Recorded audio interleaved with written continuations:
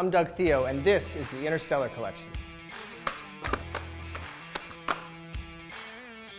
With my model Hannah today, I wanted to create more of a lived-in look.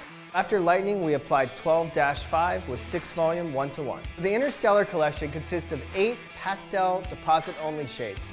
These colors are completely intermixable with the current Faction 8 shades that you're using. You can also use them with toners, and you can mix them together to create your own custom colors. These shades can also be used for color correction. If you have someone that has unwanted green tones, you could mix our 12-5, 1:2, 1:3, maybe even 1:4 with Developer. Use it at the bowl on wet hair. This collection is not progressive.